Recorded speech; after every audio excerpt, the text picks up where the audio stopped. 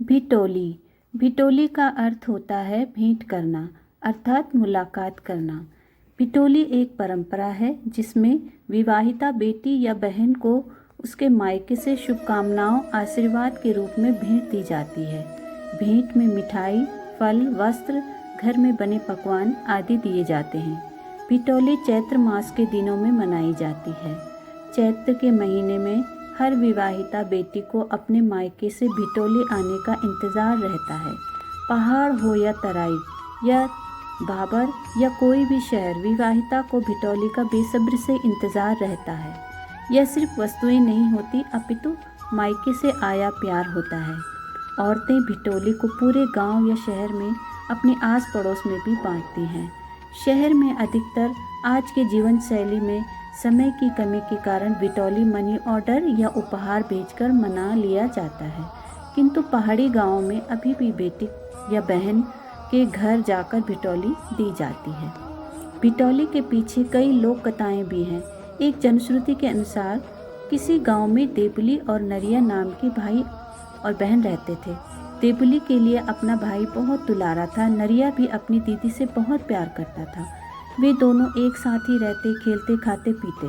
जैसे जैसे दिन बीतते गए देवली और नरिया बड़े होते गए। एक दिन ऐसा भी आया, देवली की शादी घर वालों ने तय कर दी। कहानी के अनुसार देवली का ब्याह उसके गांव से बहुत दूर किया गया। अब नरिया अपनी दीदी के वियोग में दुखी रहने लगा। ससुराल और मायके में काफ़ी दूरी होने के कारण देवली का मायका आना कम हो गया। नरिया देखता कि गांव की अन्य विवाहिता त्योहारों में अपने घर आती हैं। इस बात पर नरिया अपनी दीदी को बहुत ज़्यादा याद करने लगा और दुखी रहने लगा। नरिया को देख के उसकी ईजा को फिक्र होने लगी। ईजा ने नरिया से कहा, बहुत दिन हो गए, तू अपनी दीदी से मिल आ। कल तू अपनी दीदी से मिल आना और खाली हाथ मत जाना। मैं कुछ चीज़ें दे दूँगी, तू देवली को दे आना। उसे भी मायके की याद आती होगी। ईजा ने प्रसाद, पूरी, रायता, पुए, सिंगल फल, साड़ी, बिंदी आदि एक बड़ी टोकरी में रखकर नरिया को दे दिया और कहा कि जा, ये भेंट स्वरूप ले जा और अपनी दीदी को दे आना। नरिया खुशी खुशी देवली के ससुराल को चल दिया। उसे वहां पहुंचने में जो 2-4 दिन लग गए। जब नरिया देवली के घर पहुंचा तो देखा कि दीदी सोई हुई है। नरिया ने कुछ घंटे इंतजार किया लेकिन देवली नहीं उठी।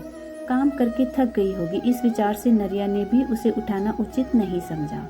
दूसरे दिन शनिवार होने के कारण नरिया ने आज ही वापसी करने का सोचा, क्योंकि पहाड़ों में शनिवार को थोड़ा कामकाज या कहीं सफ़र में जाने के लिए उचित नहीं माना जाता और नरिया भेंट वहां रखकर चल दिया। बाद में जब देवली की आँख खुली तो उसने सामान को देखा तो नरिया को देखने लगी। वो बहुत दूर तक गई लेकिन तब तक नरिया जा चुका था।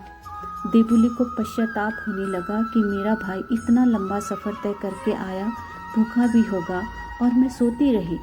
वो रोने लगी और भय भूखों मैं सीती, अर्थात भाई भूखा रहा और मैं सोती रही की रट लगाने लगी। पश्चाताप में देवली का मन इस प्रकार आहत हुआ कि भय भूखों मैं सीती की रट लगाते लगाते देवली के प्राण निकल गए। माना जाता है कि अगले जन्म में देवली घुघती नाम की पक्षी बनी जो चैत्र माह में भय भूखों में सीती की आवाज़ लगाती है। भिटोली उत्तराखंड की विशेष परंपरा और एक भावनात्मक परंपरा है। विवाहिता महिला चाहे जिस उम्र की हो, उसे भिटोली का बेसब्री से इंतजार रहता है। तो ये थी आज की कहानी जिसका नाम था भिटोली। तो दोस्तों, आज की कहानी आपको कैसी लगी कमेंट करके बताएं। अगर कहानी पसंद आई हो तो वीडियो को लाइक, शेयर और चैनल को सब्सक्राइब करना ना भूलें। धन्यवाद।